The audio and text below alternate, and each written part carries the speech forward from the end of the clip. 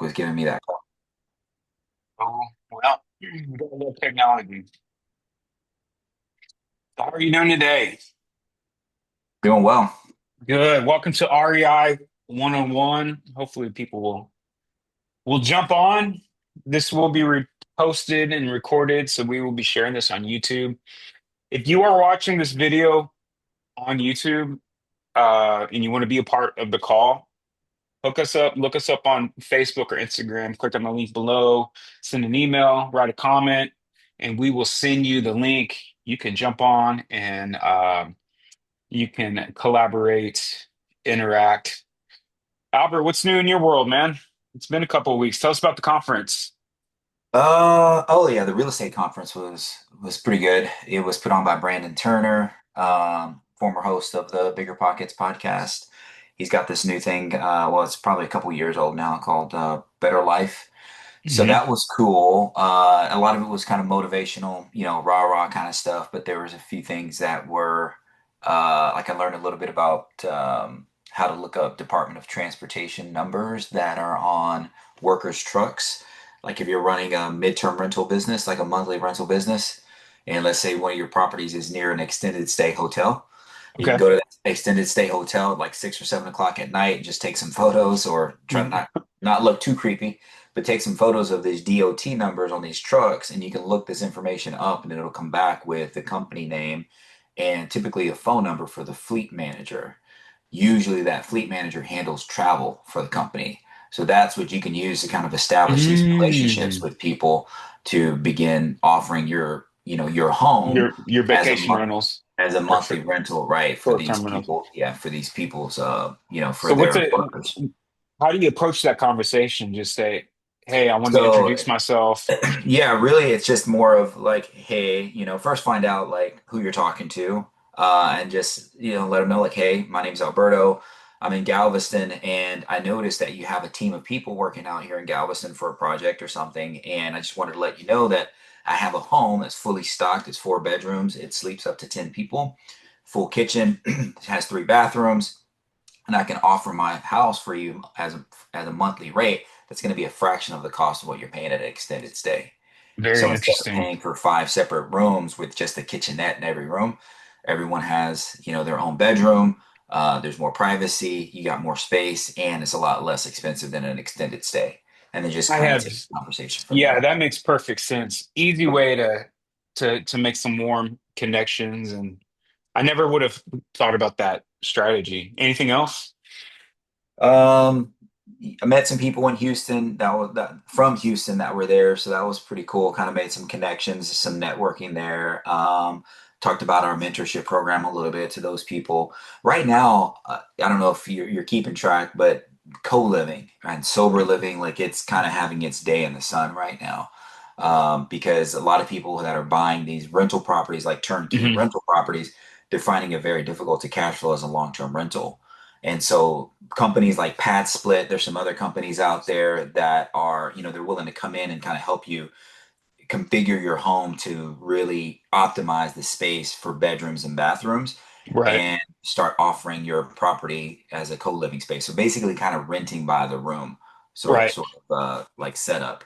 But that was a big, they were talking about that a lot at this summit. So I think co-living is something we definitely be keeping an eye on. First of all, in the it's like student housing market, that's obviously that's where you're going to see that first. But we have clients that own rental properties, and maybe for one reason or another, their family dynamics have changed, and they have extra rooms in their home, and they're doing quite well, um, supplementing their income, or even in some cases covering the majority of their mortgage just by leasing out some of the rooms uh, right. part time. Any other contexts where you think co-living might be applicable that y'all have discussed, or So I mean, I think co-living, sober living, I guess something like a halfway house, but not necessarily, because there's a lot of people out there that like in the affordable housing space, like Houston, for instance, hasn't accepted any new Section 8 voucher holders since 2016. I think they have like a 20,000 person waiting list, oh wow. and yeah, so like opening up your housing for that type, for those types Wow. of tenants, or also maybe people that are coming out of prison, felons, ex-felons, things like that. You can go out to probation offices, to homeless shelters, and really, you don't necessarily have to fix up your home like a vacation rental, for instance, Hmm.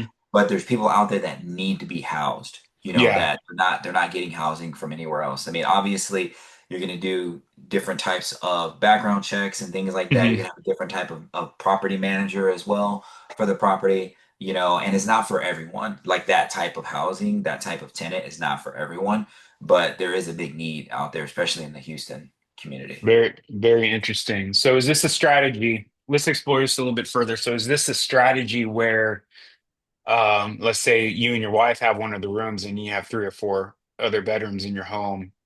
Who are you?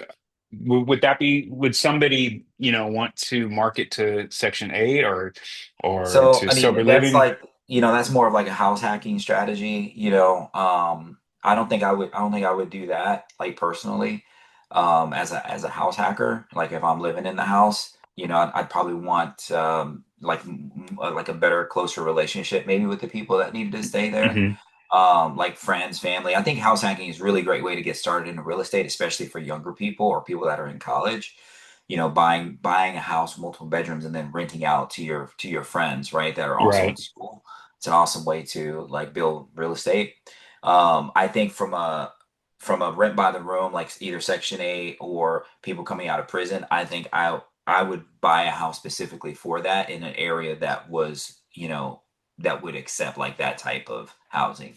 I love Like it. I probably can't do this in an HOA, in Yeah. a subdivision with an HOA and stuff like that because they have specific Yeah. rules for shorter stays or for multiple people living in a house that aren't related.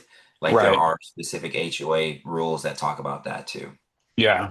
Vehicle limits and different things like Yeah. that. So, Yeah. well, we're going to continue our series on mindset, habits, activities. We're gonna be delivering some very practical action steps. We'll continue exploring those.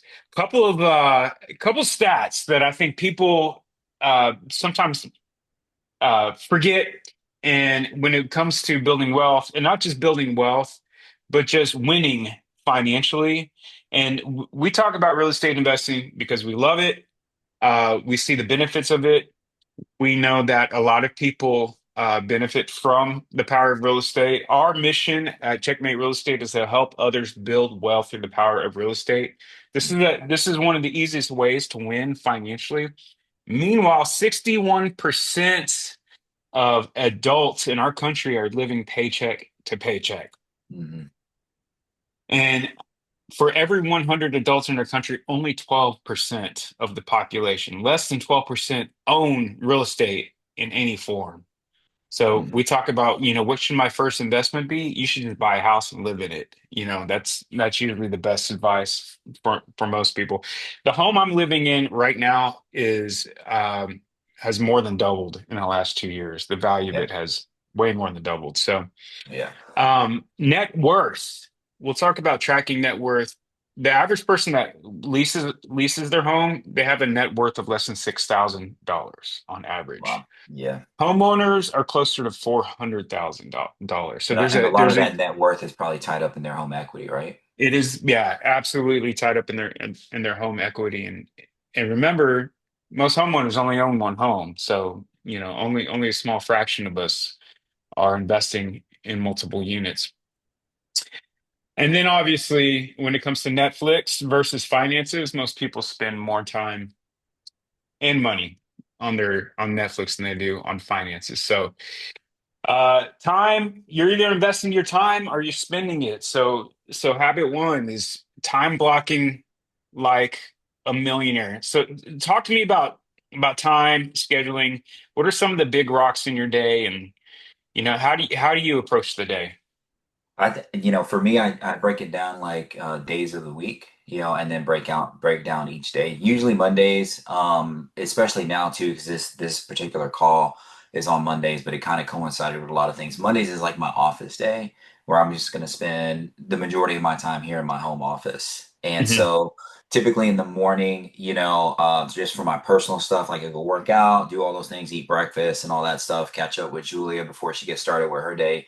But typically Monday mornings from about 9 to about 11, I'm handling accounting stuff. Because I'm in QuickBooks once a week, we have a CPA. Okay. Typically it doesn't take too long, but we just got done with my 2024 taxes. We had to file an extension, so I was working on that. But I'll do financial stuff Monday mornings just to get it done. Sometimes I fall behind so that I can take up that whole block. Hmm. But then I'll start looking at online deals Monday morning as well. Like I'll check the county clerk's website, I'll send out cold texts, I'll look at horror listings. I've got my drip campaign on my matrix. I'll go through those as well and just kind of do some underwriting, some quick underwriting of deals. Not necessarily writing offers on Mondays, but just kind of seeing if there's anything, from the previous week, right? And I'll kind of do that sporadically through the week, but I really focus on that on Mondays. And then the Monday afternoon is more of just catching up on a little bit more paperwork. We have this call here. Monday is just kind of a slower day, but Tuesday through Friday, I'm out in the field. We have multiple projects going on. We manage, I think, 13 or 14 properties now. Nice. So we'll catch up with our cleaners, making sure our guests are tended to. I'll write reviews and things like that. That's just for my business, right? I mean, other people's business, depending on what it consists of, is going to be a little bit different. But like Tuesday through Thursday, I'm doing that and sprinkling in looking at deals. We have a Right. mentorship program too. So I have students that reach out to me throughout the week, wanting me to either stop by the property or help them underwrite a deal, do things like that. Thursday afternoons, though, is for coaching. So we have our Hmm. coaching class at 12, our coaching call at 12, and then I have a few coaching students that are Thursday afternoons. So I have all those blocked around then as well. And then weekends, I'm usually kind of off, is just kind of open. Hmm. I do get called to help out with things like looking at properties or helping underwrite deals. Just being a coach and mentor. I do want to make myself available for our students. But I think all in all, I don't work like I used to work 40, 50 hours a week. Especially when I was doing my W-2 job and real estate, I was working Hmm. 60 to 80 hours a week. Hmm. But once I left my W-2 job and focused on real estate, my week just became more compressed. So I have more Right. free time. Okay. Like I read books, I work out, I run, I do a lot of personal stuff. I have more time for that. I just got more efficient too, and I don't know if we're going to talk about it here, but like one of the things that I do is something called habit stacking. I don't know if we're going to be talking about it here, but that's really helped me in my days of like driving for dollars and things like that because I have specific days where I'll go get groceries because Julia works full time at her job remotely here, and her job is Hmm. very demanding. Like she can't get out. Like I run all the errands, things like Yeah. that. She does all the bills and stuff online, but I run errands, do shopping, all that stuff. But when I'm running, like going out to a job site or whatever, I'll drive for dollars. Because I've blocked that time to go out to look at job sites or go out and walk properties. Is Right. I'll drive through a neighborhood I've never been through and Okay. I have a notepad in my truck, and I got like these little door hangers right here that I hang on people's doors on properties that look like Hmm. they're vacant or whatever. So that's like a really cool way of kind of building your lead list too. So Right. just a little tip. So I love that you mentioned habit stacking. Let me ask you this, because I do want to get into. I learned that term from reading The Miracle Morning by Hal Elrod. Mhm. Um, when it Another thing I'm a big proponent of is Pareto's principle, the 80-20 principle. And if you read The One Thing by Gary Keller or Atomic Habits, or another great book is Getting Things Done by David Black, was a game changer for me early on in my business. What uh what would you say are your like top, like maybe one, two, or three rocks like every week, like in order to say, hey, this is successful or this is going to make the biggest push in my business? What are the top things you got to accomplish every week? I am well, right now just because we're still in a growth phase of our business, and I think eventually some of these will be offloaded to VAs. So for me to have a successful week, if I can get through all of the leads that I look at on Monday, you Hmm. know, primarily pre-foreclosures and MLS listings, if I have reached out or underwritten the ones that are interesting to me, right? They're either in a zip code that I'm interested in, they're fixer-uppers, or they just kind of make sense on, like I can pencil them in and they make sense on paper. A good week for me is I've touched all those leads, meaning I'm either Yeah. called the agents or I've reached out to the homeowners. Like Right. that to me is a great week. It doesn't happen every time though. I'm not batting 1,000 on that, because sometimes I get backlogged on accounting stuff, right? Or I have a lot of stuff to do at the hotel that we manage in Galveston. I've got to Hmm. be on site for whatever reason.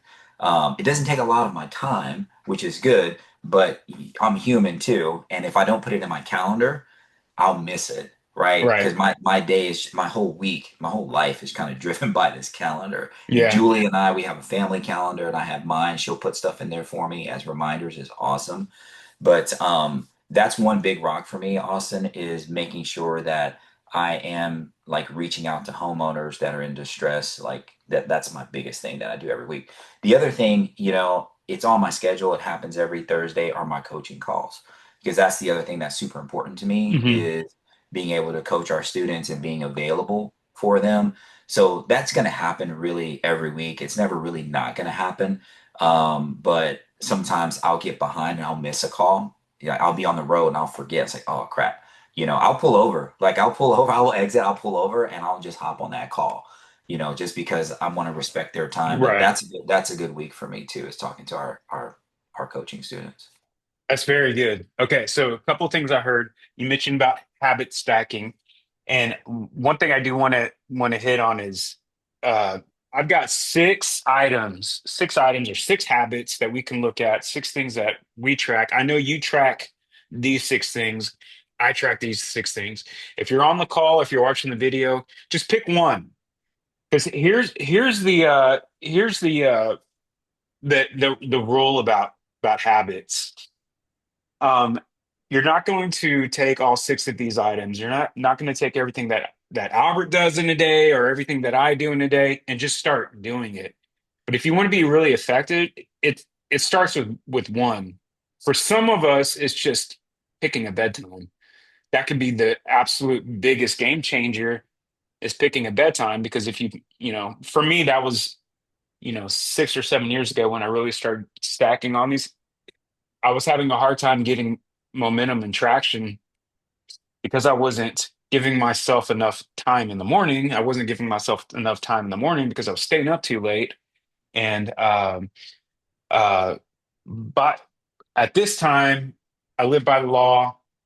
If you win the morning, you'll win the day. So really getting started in the morning the right way, I think, is a critical thing. But if you want to get started in the morning, you need to go to bed early. So I would say that's one thing. Um, so you mentioned number one, the number of conversations that you're having. That's number one. We on our team we track this stuff, and then we have a minimal accepted number of people that we have to have a conversation with on a daily basis. I would say whether you're on the broker side, investor side, or whatever, most entrepreneurs, even if it's not real estate related, the health and success of your business is going to be determined on by number one, your relationships. Hmm. And you can't develop a relationship, build a relationship if you're not having conversations with people. Those conversations involve people you know and people you don't know yet. It's our met and our not met database. So a couple of tips on tracking this. One of the simplest ways I did this in the beginning is I would take a bullet journal. And my conversation goal daily was 25 people. Now that's probably a lot for most people. I can do it. Um, but I think what's probably reasonable for anyone is to have five conversations with five people a day. Would you agree that that's probably a good number to start with? Yeah, If you're doing definitely. this, if you're doing this full time, you need to be at least 10. If this is your full-time income, whether it be investing or brokering, you need to have conversations with at least 10 people a day. So what I would do Your weekly, I do a 4-on-1 every week. Hmm.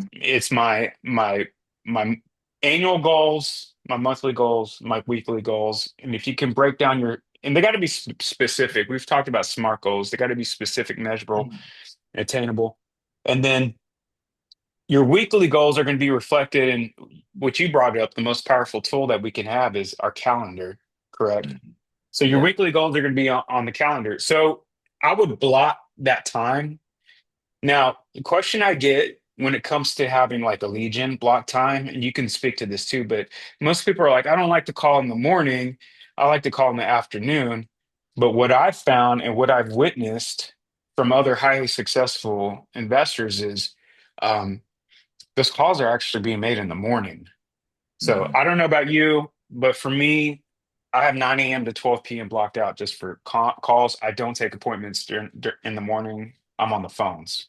Yeah, I mean, I like mornings, that especially like Monday mornings, just because you hear people, oh man, I hated Monday mornings, right? Or I hate Mondays. You hear that all the time.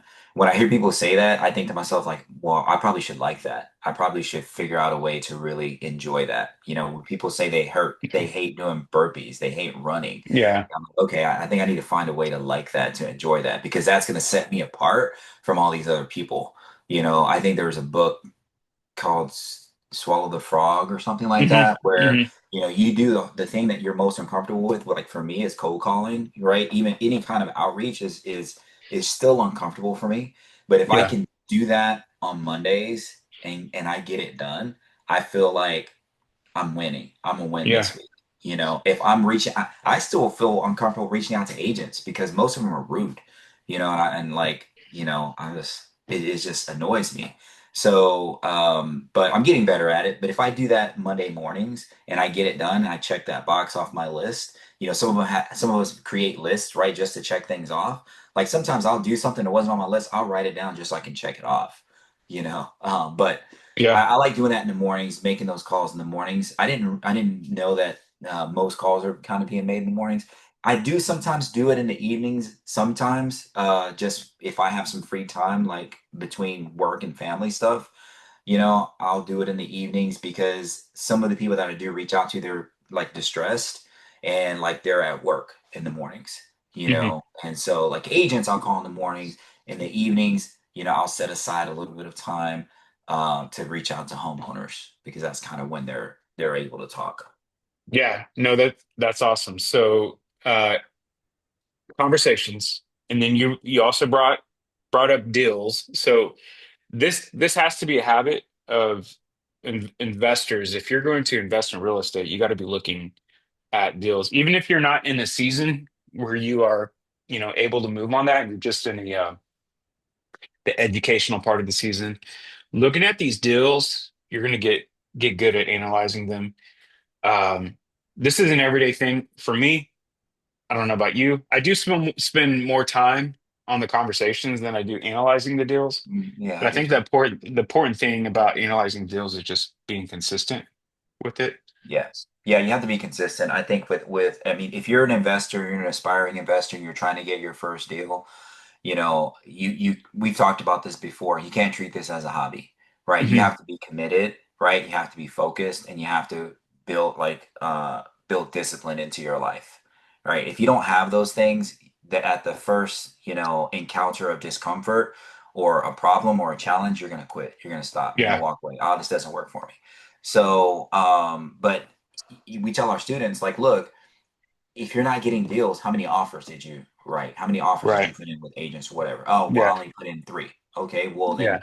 to do those three offers, how many properties did you underwrite? Did you analyze? Oh, I analyzed like 10. Okay. Well, of those 10, like to get to that 10, how many did you walk? I only walked like 12.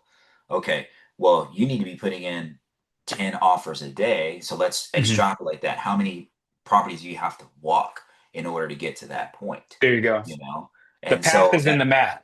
yeah, that's it, right? And it's being consistent. I tell our students too, especially some that might be struggling with finding their first deal. I said, look, can you at least underwrite? Because, we tell them to add themselves to all of these wholesaler buyers lists, right? So that, I mean, I get probably 15 emails a day from Hmm. wholesalers, plus my MLS stuff coming from my Matrix drip campaign. So that's probably another 5 to 10, right? So I'm getting at least 20 leads a day, right? You can analyze those leads on paper in about 2 or 3 hours, Yeah.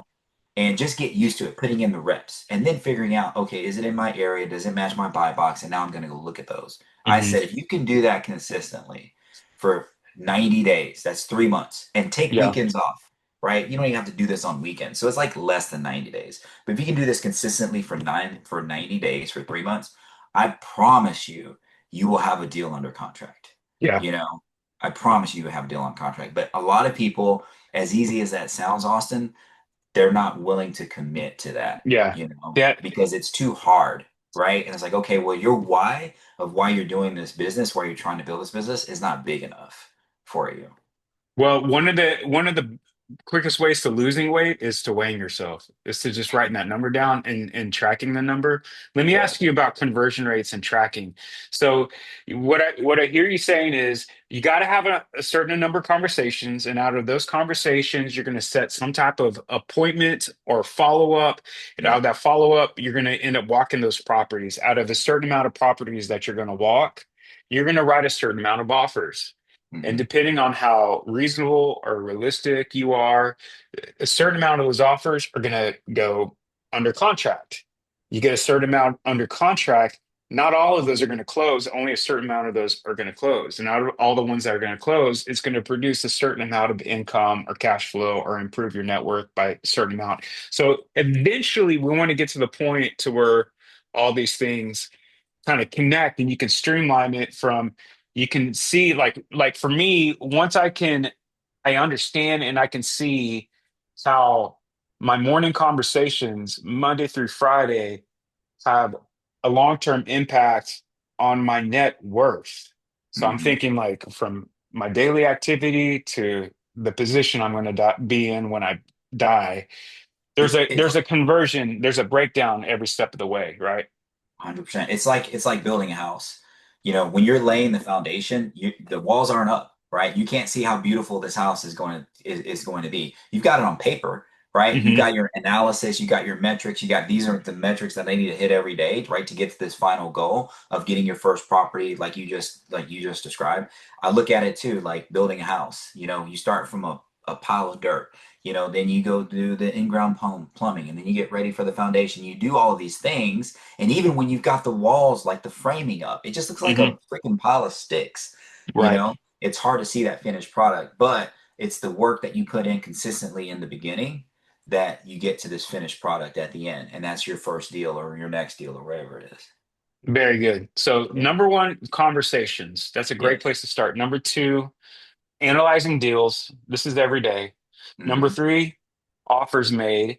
If you're planning on closing on at least one house a year, you should be making offers. I would say about once a week, several times At per least. month.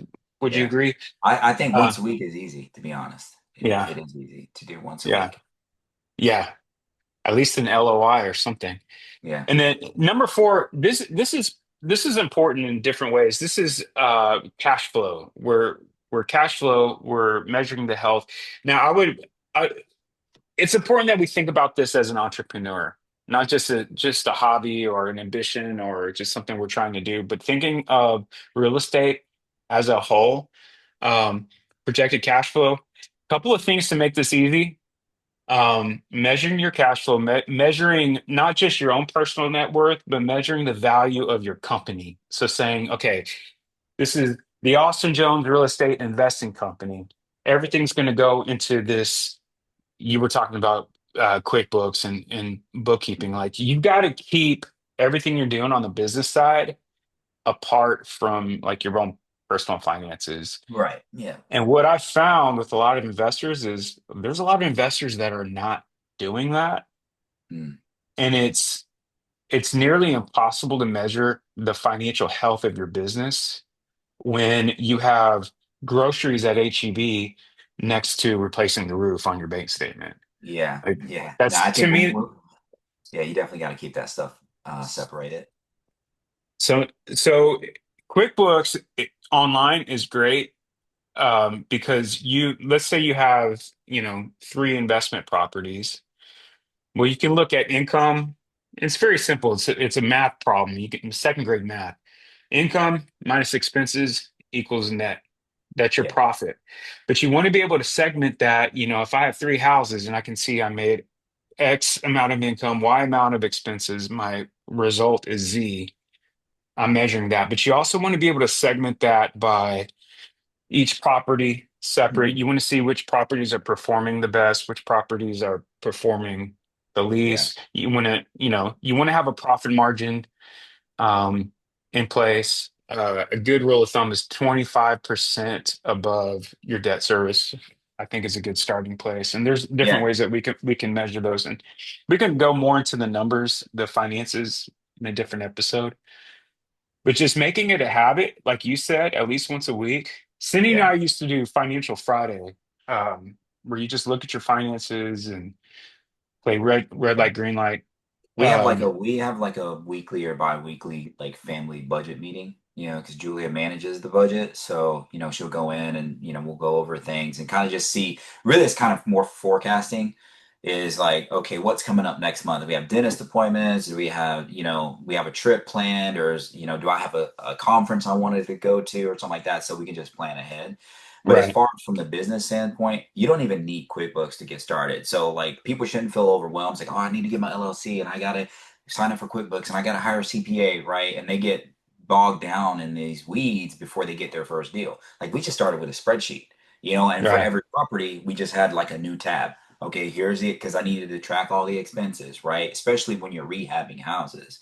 You're gonna have a bunch of expenses there. So I started with a spreadsheet. We hired a CPA maybe 2 years into it, maybe a year and a half into it. We hired a CPA and we got our new CPA. We hired him like maybe a couple years ago and he's been phenomenal. But he's the one who got us into QuickBooks. Our yeah, previous CPA was in QuickBooks, but we didn't really have to do a lot of the categorizing of expenses. yeah, But our new CPA like got us into QuickBooks and taught trained me how to use QuickBooks, and it's super easy once you get it set up, so people yeah, shouldn't feel overwhelmed. But we track all the expenses, and the income per property because you're right, yeah, right? I want to be able to go in and just do like a P&L or profit and loss for every property, especially if I'm thinking about should I sell this property now? Should I, do a 1031 exchange, right? I don't want to sell like a property that's just printing money for me, right? right, Not yeah. necessarily at that point, but maybe one that's just kind of struggling, on the performance side. Maybe it's time to just kind of capture some of that equity, and just kind of roll that into another investment. Yeah. And it's so important. Like if you want a really good picture of that, you got to be very consistent. You don't have to spend a lot of time. Honestly, you could probably do this in about 5 to 15 minutes a week if you're just If you consistent. stay consistent per week, yeah, it doesn't take a lot I of time. I'm a testimony. I have several different businesses. Bookkeeping, when you're consistent with it, it is incredibly empowering and it can give you a very clear and consistent snapshot of the health of your business. Yeah. Yep. If you go 6 months or longer without looking at your Uh-huh. books, you're Yeah. going you're going to walk into chaos. Yeah, that's not good. So And then yeah, it snowballs too. Like I've been there. I've been like maybe up to 2 months behind on looking at things. And it snowballs, and you just start to feel overwhelmed. But yeah, you just got to bite the bullet and get caught up if you do yeah. find yourself behind.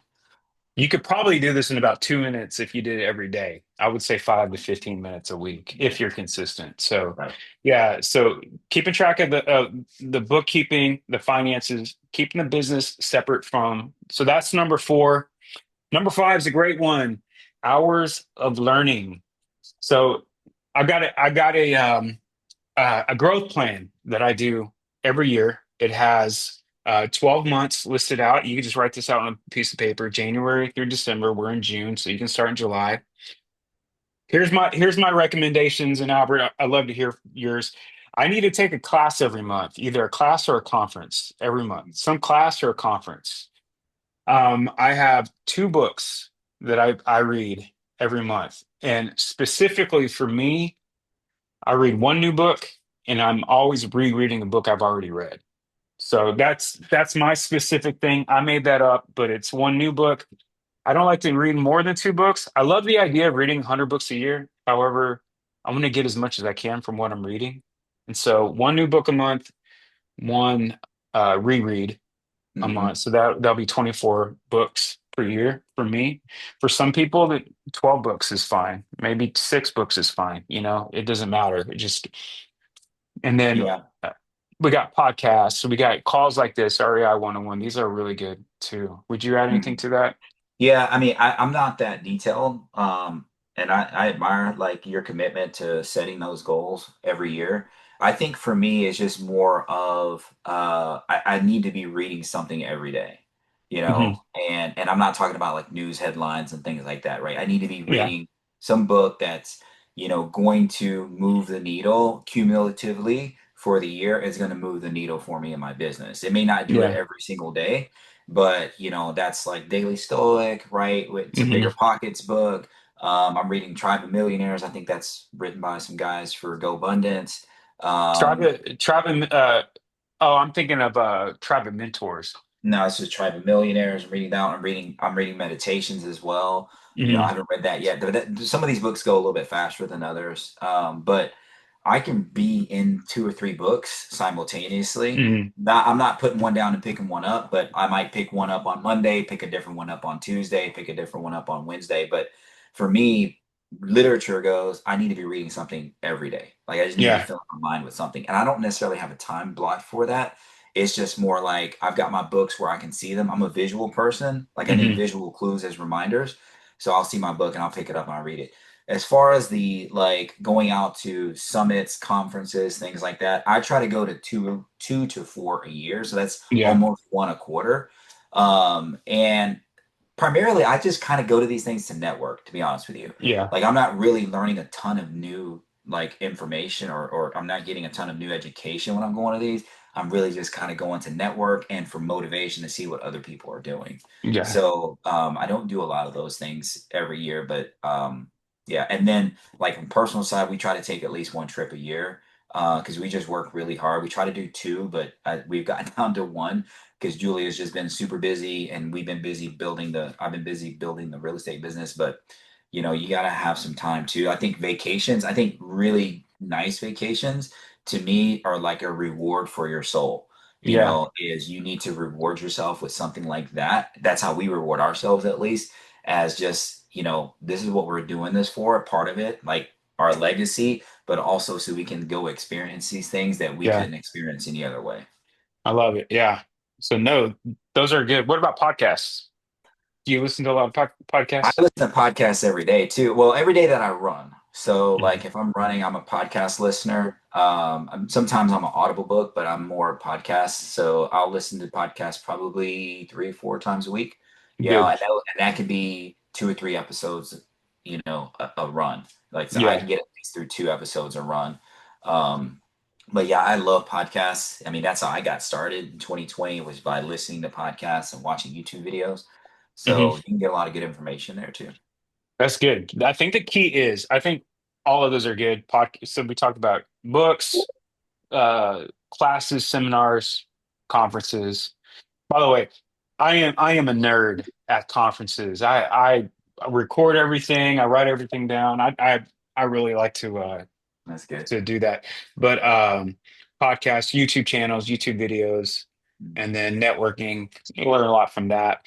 Be careful with the media. Too much of that is probably not that Yeah, good, but yeah, know how to filter out stuff in a way that gets you the information you need in the least amount of time to stay current. Here's an yeah, idea.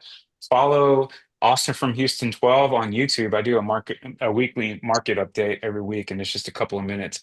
Tells you everything you need to know about the Houston real estate market. So, and then number six, we'll end with this one. This could have been the first one, is tracking your personal net worth. yeah, Little thing can be so incredibly powerful, right? yeah. I mean, I love that. I think we use a lot of people might have heard like something called Mint, and there was another one called Personal Capital. Personal Yeah. Capital turned into something called Empower, and we actually use that. We actually use their financial services with Empower, so they kind of manage our 401ks and stuff like that. My old one and Julia's one that she has. But it's cool because you can link all of your accounts, you can link all your assets, your investment accounts, and things like that, and you get like a snapshot. Yeah. What's really great about looking at that is you can go look at historically, right? Is my business really growing, right? Is my net worth really growing? Because sometimes you're not gonna feel it, right? When your Hmm. net worth grows. It's not like, oh, boom, I just like powered up, I'm on a new level, right? But once we got to that, like we call it everyday millionaires, where you got $1 million net worth. A lot of that's tied up in real estate, equity, but you got your investment accounts and things like that. We didn't throw a party, but it was like kind of cool, right? It's a cool little milestone. Yeah. But that's how Yeah. we track our net worth. So in wrapping up, six items that we talked about tracking, and your homework this week is to pick one, put it on your calendar, and get started with one of these. Number one, conversations. Track your conversations. Keep track of who you're talking to and what you're talking about, and get a system. If you need a free, easy system of login conversations and setting up follow reminders, I would look at HubSpot. HubSpot has a free platform that's a really excellent CRM to learn and get started with for free. Number two, we talked about analyzing deals, so looking at deals every day. Thanks, Liv. Appreciate it. Glad you're on the call. Number three, making offers.